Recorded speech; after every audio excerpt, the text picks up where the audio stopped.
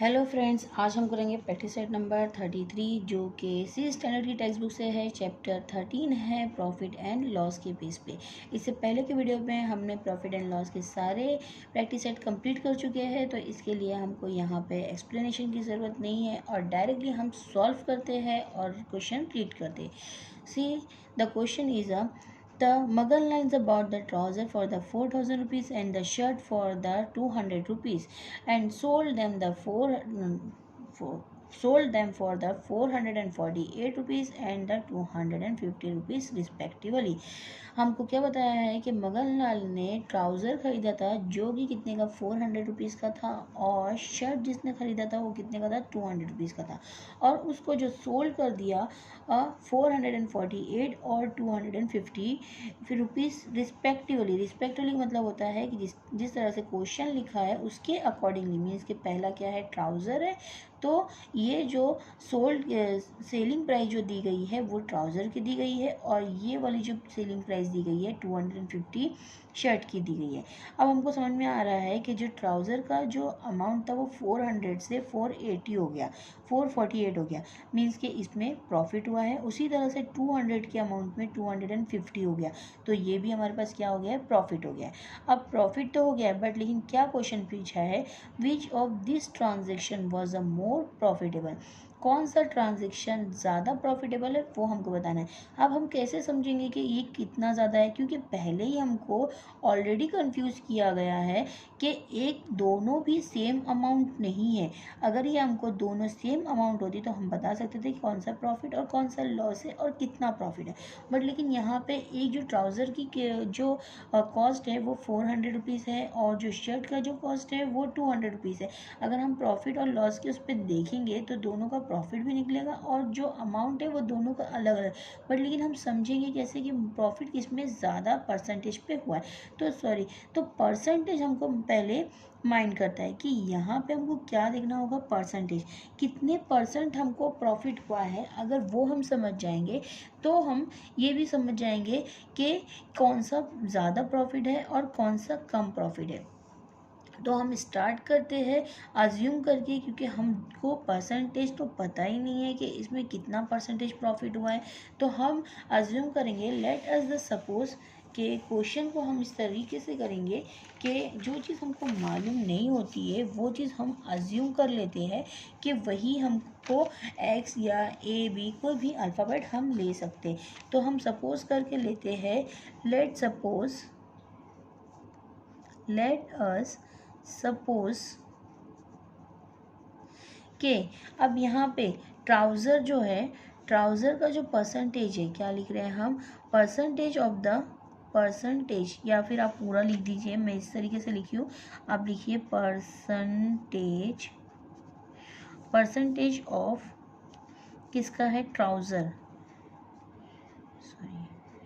Trouser B x. यहाँ पे मैंने क्या ले ली हूँ, एक्स अज्यूम कर ली हूँ कि जो परसेंटेज हो गया है ट्राउज़र का वो एक्स हो गया है। सेम एज इट इज़ ही मैं क्या लिखूँगी, लेट, नेक्स्ट करूँगी, ये फर्स्ट हो गया, नेक्स्ट कर रही हूँ, let us suppose the percentage of क्या है, शर्ट, तो शर्ट क्या हो जाएगा, बी वाई ले ली मैंने, मीन्स मैंने एक को अज्यूम कर ली हूँ कि एक का परसेंटेज एक्स है और एक का कितना है, वाई है। अब देखते हैं हम कि एक दो फॉर्म ले लेते हैं। यहाँ पे मैं ले लेती हूँ ट्राउज़र,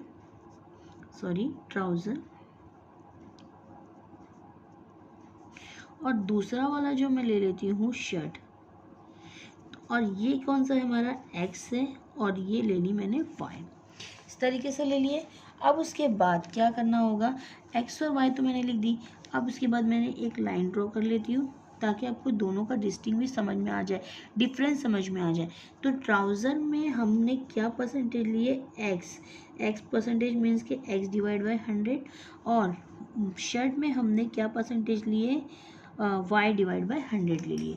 अब उसके बाद किसके इक्वल होगा, ये हो जाएगा हमारे पास, किसके इक्वल रहेगा, जो हमारे पास 200 एंड तो हमारे पास जो प्रॉफिट है वो कितना है और उसके बाद जो सेलिंग प्राइस है वो कितनी है। तो हमारे को बड़ा नंबर देखिए ऊपर नीचे रहेगा और छोटा नंबर ऊपर डिनोमिनेटर में रहेगा। तो हमारे पास 400, अगर ट्राउज़र का 400 है तो उसका जो प्रॉफिट जो सेलिंग अमाउंट हो रहा है वो 448 हो रहा है। उसी तरह से इसका जो शर्ट है, शर्ट का जो अमाउंट है वो कितना है 200 है और वो कितने में हो रहा है 250 में सेल हो रहा है। ये हमने लिख दिए।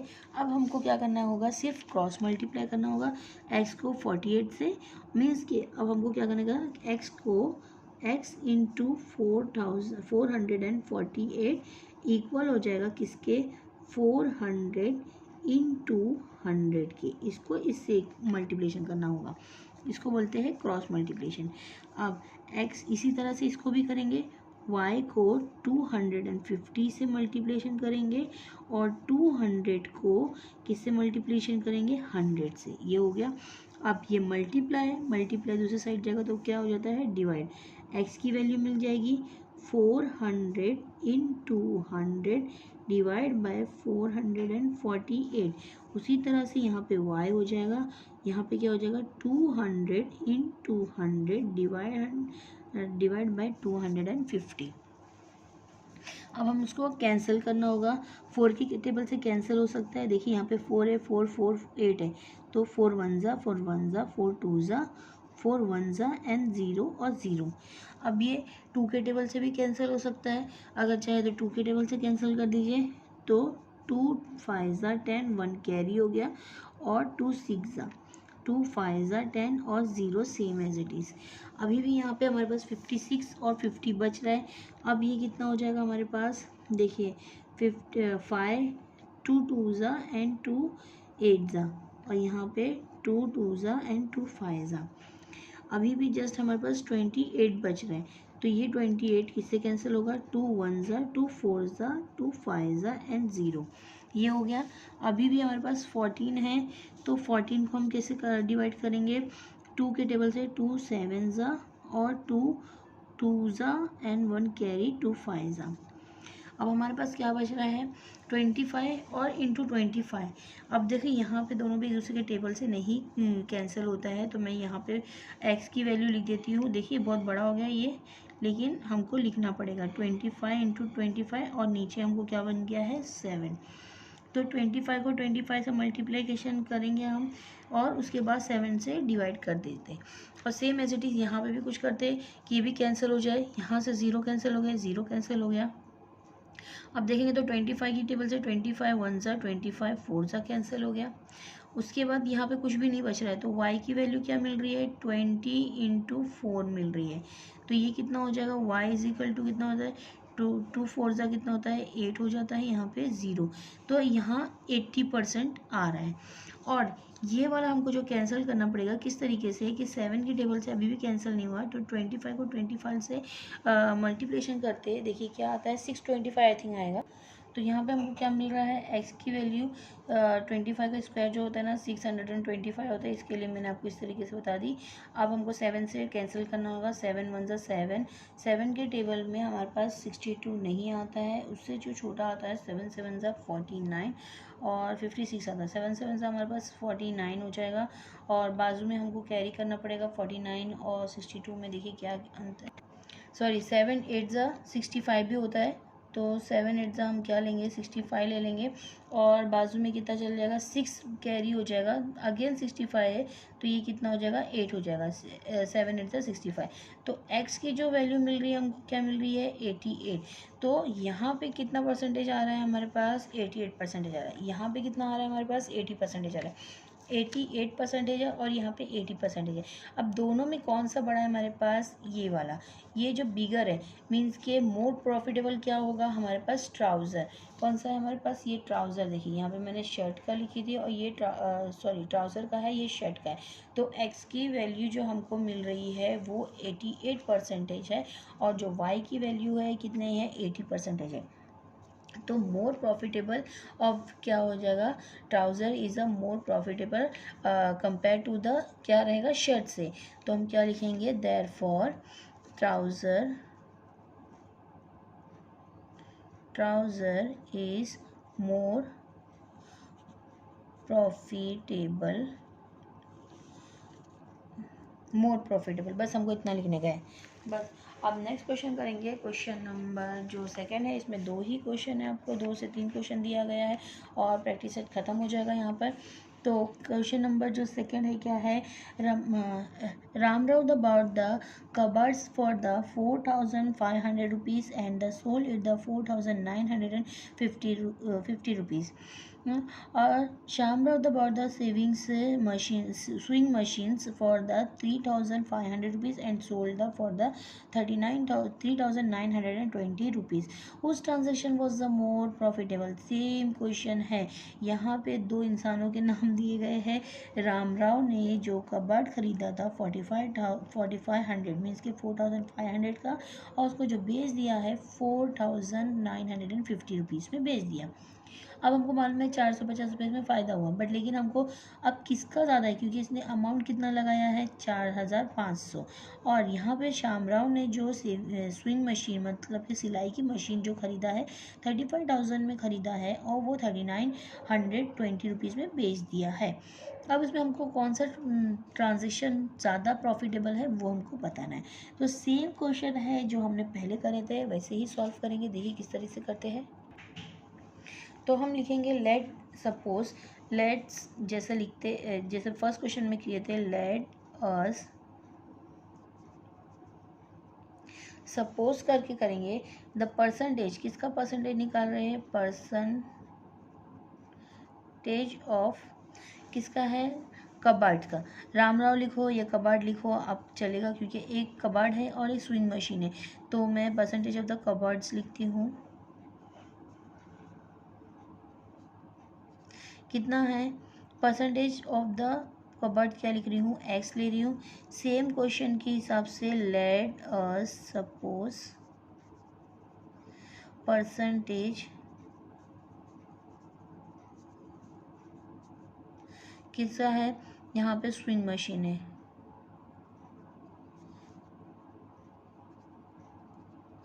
बी वाई ले ली, यहाँ पे वाई ले लिए हमने। अब यहाँ पे क्या करना है हमको, दोनों भी सपोज कर चुके हैं, सेम एज इट इज़ हमने पहले जैसा करे थे वैसे ही करना है, कुछ भी डिफरेंट नहीं है। तो अब मैंने एक लाइन ड्रॉ कर ली हूँ। लाइन ड्रॉ करने के बाद मैं ये लिख देती हूँ कि ये क्या है, कबर्ड का है। तो कबर्ड क्या है, CUP, कबर्ड क्या है हमारा, एक्स है, और यहाँ पे स्विंग मशीन लिख देती हूँ Y.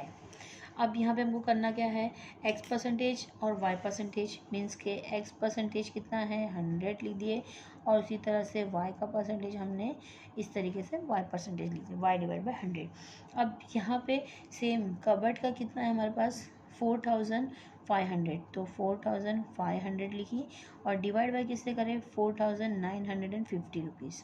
Same as it is हमको यहाँ पे भी करना होगा, जो छोटा नंबर है ऊपर लिखेंगे, मीन्स के 3500 डिवाइड बाय हमको किससे करना होगा 3920 रुपीज़ से। अब क्या करना है हमको, क्रॉस मल्टीप्लाई करना है, मीन्स कि इसको इससे मल्टीप्लाई करना है। तो x को मल्टीप्लेशन करेंगे 4950 रुपीज़ से, और 4500 को मल्टीप्लेशन करेंगे 100 से। सेम यहाँ पे भी करेंगे, y को मल्टीप्लेशन करेंगे 3920 रुपीज़ से, इक्वल की साइन लगाना नहीं भूलेंगे, 3500 को मल्टीप्लेशन करेंगे 100 से।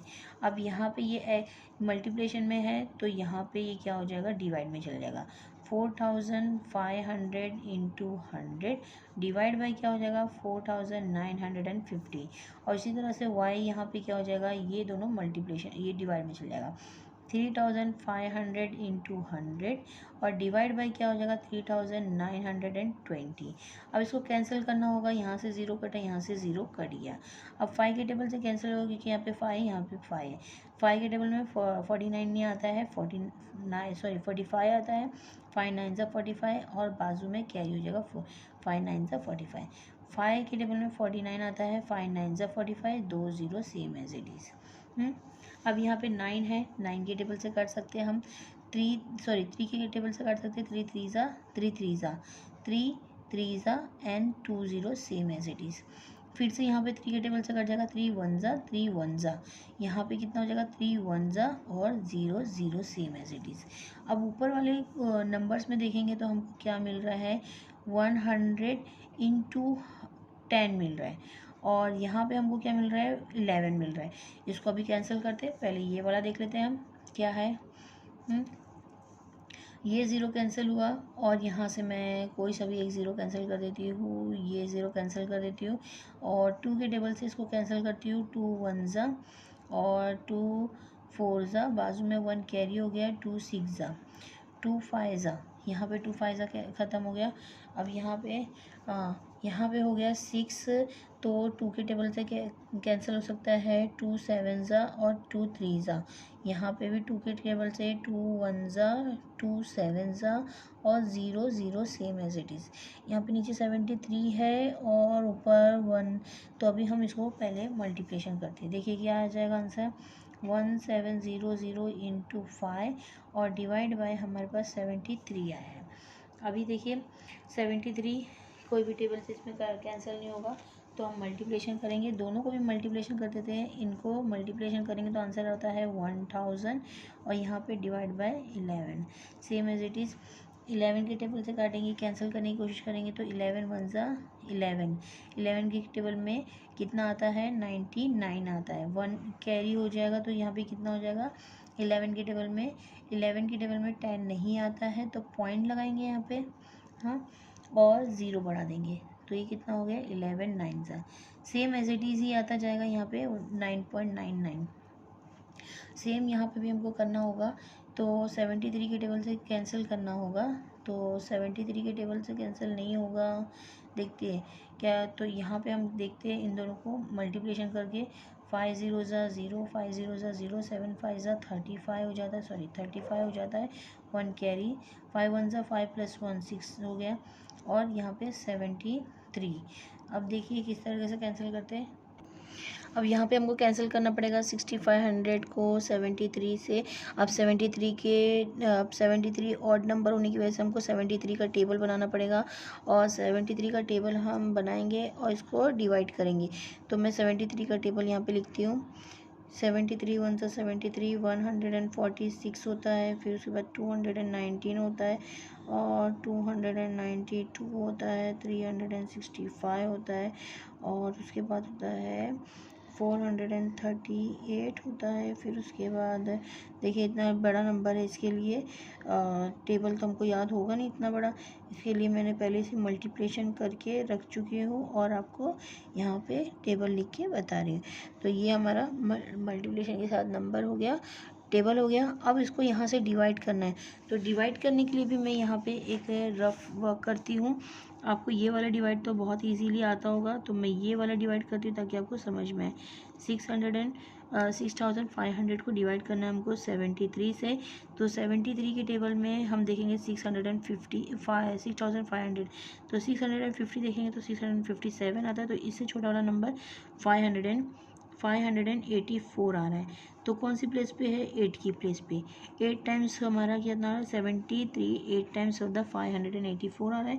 अब माइनस करेंगे 0 सेम एज इट इज़, और 0 में से 10 में से जाएगा, 10 में से 4 हो जाएगा तो 6 हो जाएगा, 14 में से 8 गया तो 6 हो जाता है। अब माइनस करके देख लीजिए, 5 में से 5 गया तो 0, तो यहाँ पर हमारे पास 660 बच गया, तो 657 आएगा, 9 ज़ा हो जा रहा है हमारा 657।